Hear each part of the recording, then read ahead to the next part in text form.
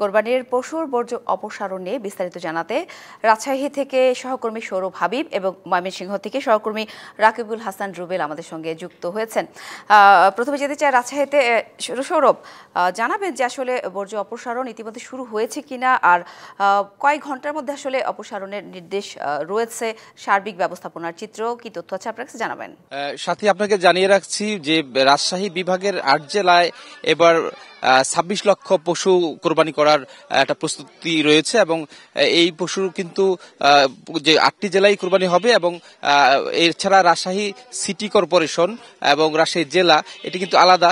City কর্পোরেশনের ১৩২৩ জন কর্মী আছে যারা তাদের ছুটি বাতিল করা হয়েছে এবং কর্মী এবং কর্মকর্তা সহ, এবং তাদের প্রত্যেকের ছুটি বাতিল করা হয়েছে এবং তারা কিন্তু আজকে বিকেল ৩:৩০ থেকে ৪টার মধ্যে এই বর্জ্য অপসারণ শুরু করবে এবং বর্জ্য অপসারণের মাধ্যমে কিন্তু শহরের সমস্ত বর্জ্য রাত ১টা বা ২টার মধ্যে অপসারণ করে ফেলবে এবং পরদিন সকালে তারা ঘোষণা দিয়েছে একটি ঝকঝকে তকতকে নগরী রাজশাহীবাসী পাবে, এমন একটি ঘোষণা দিয়েছে। এছাড়া জানিয়ে রাখছি যে সিটি কর্পোরেশনের বাইরের যে চিত্রটি সেটি হচ্ছে, এখানে আমি আছি রাজশাহীর পুঠিয়া পৌরসভা এলাকায়।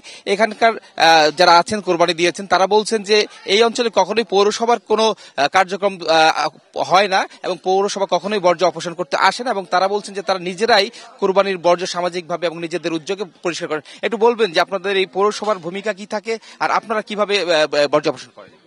পৌরসভার বর্জ্য তো আমরা নিজেরাই কোরবানি করি, নিজেরাই আমরা বর্জ্য অপসারণ করি,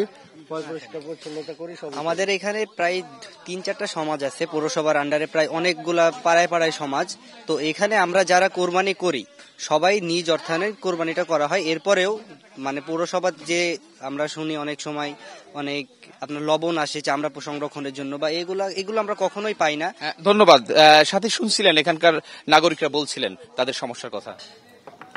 ধন্যবাদ সৌরভ। আমরা রাজশাহীর বর্জ্য ব্যবস্থাপনার কথা জানছিলাম, এবার ময়মনসিংহে চলে যাব। সেখানে আছেন সহকর্মী রাকিবুল হাসান রুবেল। রুবেল, জানাবেন যে ময়মনসিংহে বর্জ্য অপসারণের কি ধরনের নির্দেশনা রয়েছে, সার্বিক ব্যবস্থাপনার চিত্র নিয়ে কি তথ্য আছে আপনার কাছে জানাবেন।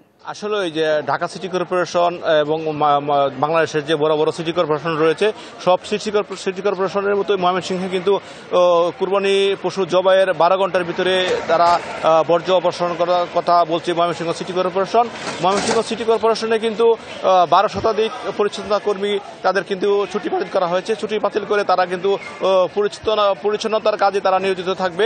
আজকে দুপুরের পর থেকে কিন্তু তারা পরিচ্ছন্নতার কাজ শুরু করবে। আপনি দেখতে পাচ্ছেন যে ময়মনসিংহ নগরীর প্রতিটা অলিতে গলিতে তারা কিন্তু কুরবানির পশু জবাই করছে। সিটি কর্পোরেশনের পক্ষ থেকে শতাধিক স্পটে কুরবানির পশু জবাই করার কথা থাকলেও দেখা যাচ্ছে যে ময়মনসিংহ নগরীর যার যার বাড়ির সামনেই কিন্তু তারা কুরবানির পশু জবাই করছে। এবং সিটি কর্পোরেশনের তথ্য অনুযায়ী ময়মনসিংহ সিটি কর্পোরেশনের যে ১২০০ কর্মী পরিচ্ছন্নতা কর্মী রয়েছে, ১২০০ কর্মী কিন্তু তাদের পরিচ্ছন্নতা কাজ শুরু করবে দুপুরের পর থেকে। তাছাড়াও ময়মনসিংহ সিটি কর্পোরেশনের যে 24টি ট্রাক এবং 25টি ট্রাক, 25টি হ্যান্ড ট্রলি এবং 8টি গাড়ি তারা কিন্তু আজকে ময়লা পরিচ্ছন্নতার কাজ শুরু করবে দুপুরের পর থেকে। তারা বলছে যে 12 ঘন্টার ভিতরেই তারা কিন্তু ময়মনসিংহ সিটি কর্পোরেশনের যত ময়লা রয়েছে তারা কিন্তু অপসারণ করবে। অপসারণ করে ময়মনসিংহ নগরীকে একটি পরিচ্ছন্নত নগরী হিসাবে তারা কিন্তু দেখাতে যাচ্ছে। তো এই ছিল ময়মনসিংহ থেকে বর্জ্য ব্যবস্থাপনার সর্বশেষ খবর। ধন্যবাদ রুবেল।